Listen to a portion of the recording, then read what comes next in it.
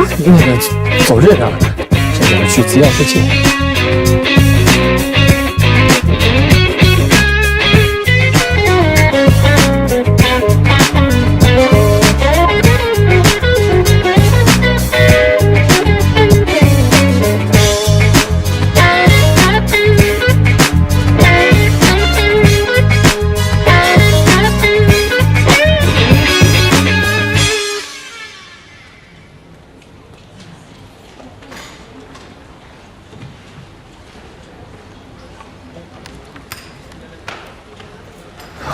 何老师，刚才为什么不看我？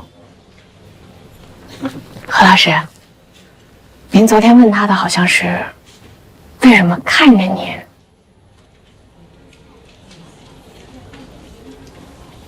我这么可笑吗？没有啊，那你笑什么？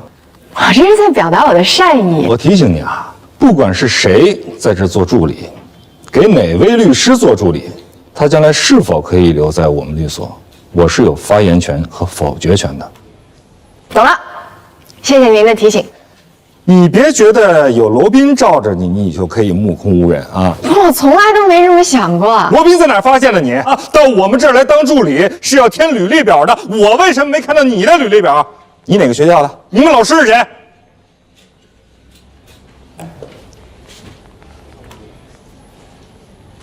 何塞老师，干嘛？司法考试一共14门课程，法理学、法治史、宪法、国际法、国际司法、国际贸易法、经济法、法律、职业道德、刑法、刑事诉讼法、行政法、民法、商法、民事诉讼法。任何一门课程，任何一部法，您随便考。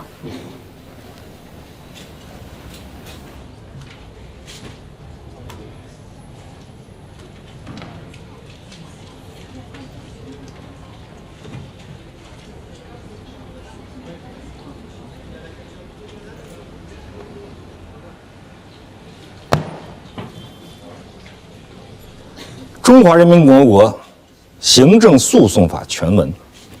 1989年4月4日，第7届全国人民代表大会常务委员会第2次会议通过，根据2014年11月1日第12届全国人民代表大会常务委员会第11次会议通过的《全国人民代表大会常务委员会关于修改中华人民共和国行政诉讼法的决定》第1次修正，根据2017年6月27日第12届全国人民代表大会常务委员会第28次会议关于修改中华人民共和国民事诉讼法和中华人民共和国行政诉讼法的决定第2次修正。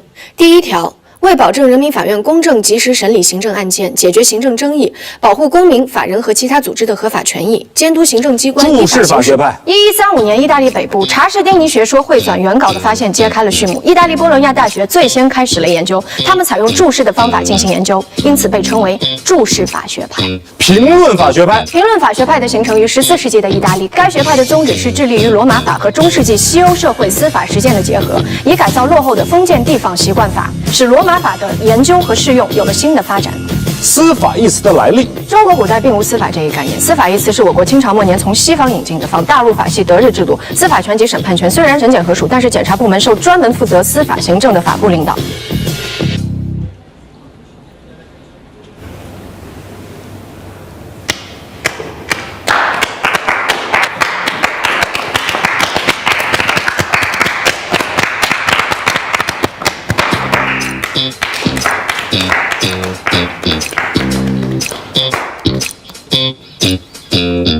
你行吗？你能像黛西这样吗？找差距。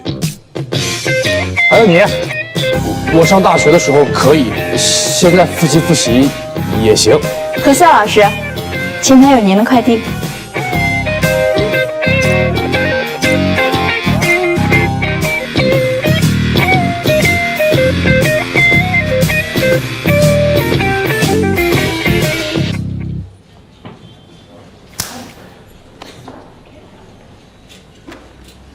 你跟何塞怎么了？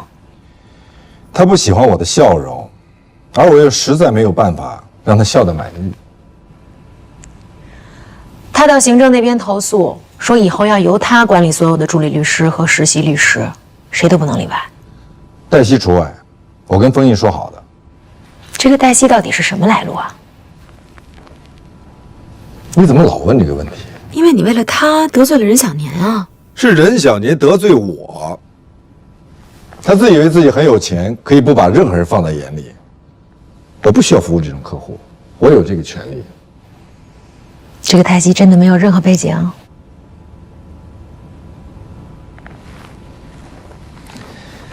如果有人问你这个问题，你就像现在这样，笑而不语。把这个送到资料室，顺便把他叫过来。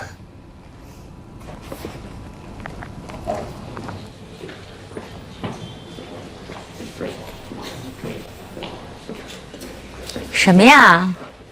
游戏设备。这么多？哎，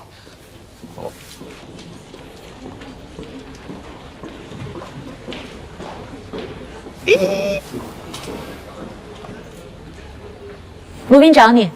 啊，好，我先走了啊。别惦记了，人家不归你惦记，知道不？为什么呀？他是有男朋友，还是你喜欢他呀？你是怎么通过司法考试的？我是高考状元，我每年都拿1等奖学金呢。那你说说看，如果有人为了他跟律所最大最慷慨的客户翻脸，我也会翻脸。任小年他就一混蛋。你果然脑路清奇啊！他之前是何塞的客户，你知道吗？他每次来到何塞办公室后，的声音。好，求你了，我错了。咱俩换个话题行吗？为什么要换呀？因为只要你骂起任小年来，你肯定没完没了的控制不住你自己，一直骂。行，那换什么？我先想想啊。何塞找你啊！快来！别摔了啊！摔了我今天我就练不上。慢点，装上。没有啊？我没有。你有？我没。你有？你的助手告诉他了，如果我有任何精神类的疾病，或是有可能影响小安身心健康的疾病，他都可以让法院酌情去处理这事儿，有可能就不让我见小安了。你干嘛？不是你别给他打，我不想得罪他。我给我助理打。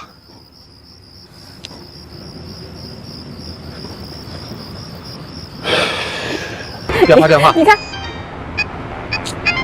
喂，是你给我姐出的主意啊？您说哪一个呀？我给您姐出了好多主意呢。就是你最得意的那个。啊，你是说那个阻止渣男前夫见孩子那主意是吧？不用谢，客气，应该的。你为什么要这么做啊？谁让你这么做？你姐让我这么做的呀。她说她不想见渣男前夫啊。你听好啊，你是我的助理，以后没有我的允许，没有我的同意，不准你以我助理的身份给任何人出任何主意，听清楚了吗？哎，小心点儿。喂，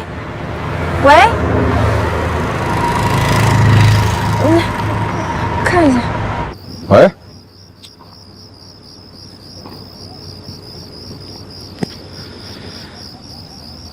基玉，你应该相信我，我没有让我的助理去给我姐出。我相信你，相信。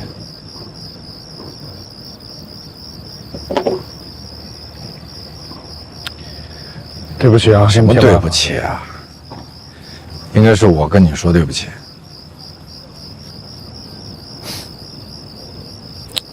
其实想想这事儿吧，我也能理解你姐，能理解的。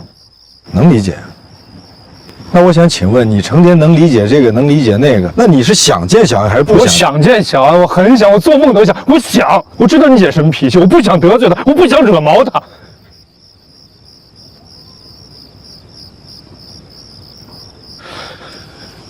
其实我就想了解这事儿啊，抑郁症这病能不能影响孩子？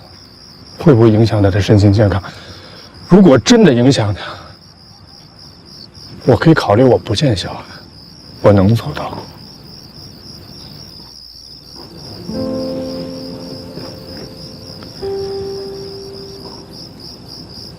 明后天我去找罗琦，我跟他谈谈，好吗？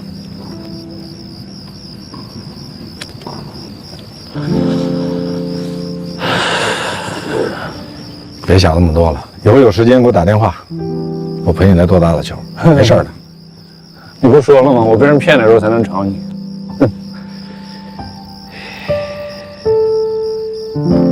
还正常。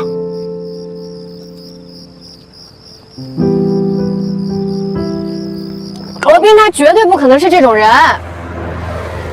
虽然我认识他的时间没你长，可是我对人基本的判断还是有的。你以为他是一个视金钱如粪土的人吗？我跟你说，他所有的客户都特别有钱，而且是特别的有钱。那也不能说明他唯利是图吧？不，你今儿怎么了？你干嘛老替他说话呀？你以前不是特恨这种人吗？我现在也特别恨这种人。但是罗宾他真的不是这种人。如果他是这种人的话，他为什么要跟任小年翻脸呢？我也不知道为什么，我也想知道，这不符合他的逻辑。因为任小年他缺乏对法律、对规则最起码的敬畏。我先跟你说清楚了啊，任小年现在可是我们的客户。那又怎么样呢？那至少我们现在合作的很愉快啊。我倒是要看看你们能愉快多久。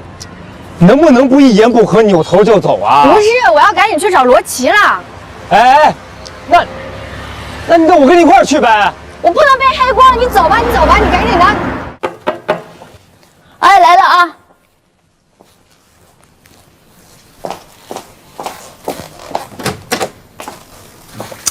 怎么招呼都不打就来了？小安呢？我给他买了奶黄包。哦，去同学那儿过生日去了。啊，这么小的孩子就聚众过生日啊？对呀，现在从幼儿园就开始了。那放冰箱了啊？啊，放冻箱啊。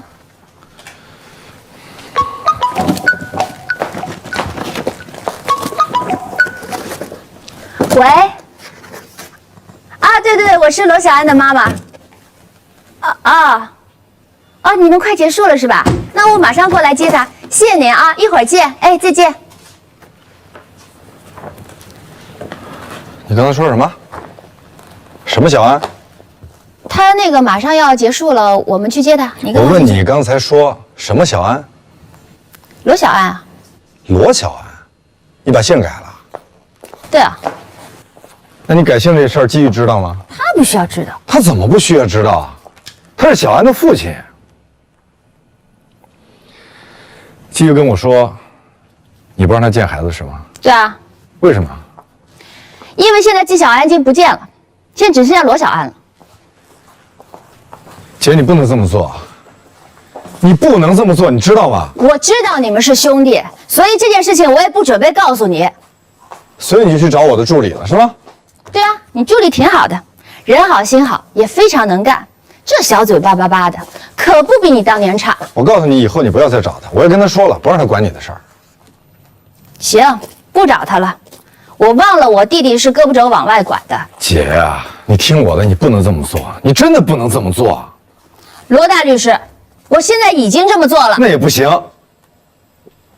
我告诉你，即便是夫妻双方离婚了，父母任何一方也不应该把孩子的姓给改了。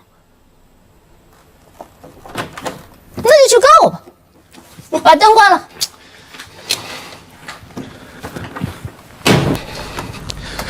不管你跟季玉有什么问题，他总是孩子的父亲，他有这个权利。我认为他没有。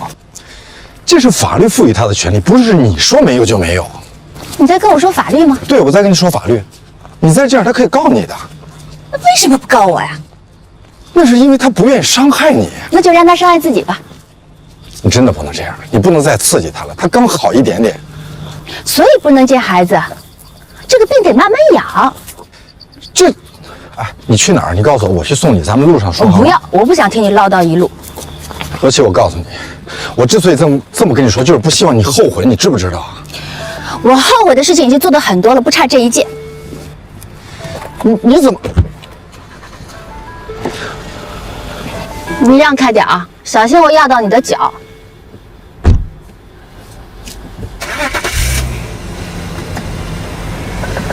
我让你让开，你听不见呢。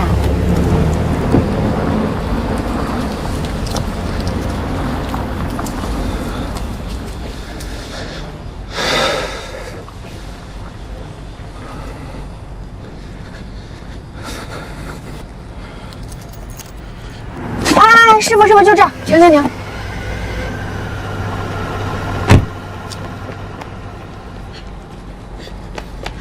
王老师，你也是来找您姐姐的？我不管罗琦跟你说了什么，我再说一遍，以后不许你管他的事儿。罗老师，是您姐姐先找的我。就这一个要求，做得到继续做我的助理，做不到走人。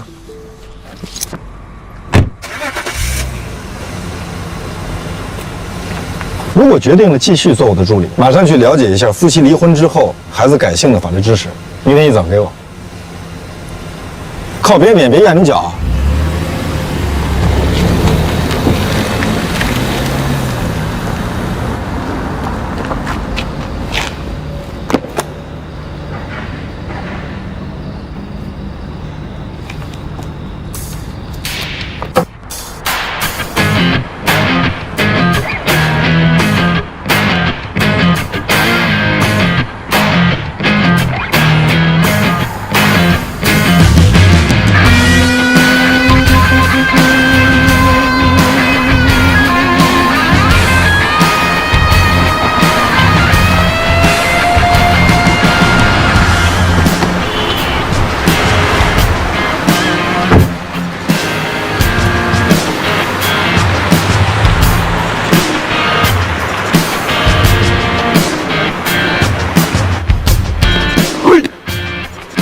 哎，脸色不好，昨晚没睡好啊？你去忙你的，我去买早点。我跟你一块儿去。你不是已经买了吗？是，我这已经买了，但是你没买啊，陪你去。你这有什么事吗？我就因为没事儿，所以才有时间陪你买早点。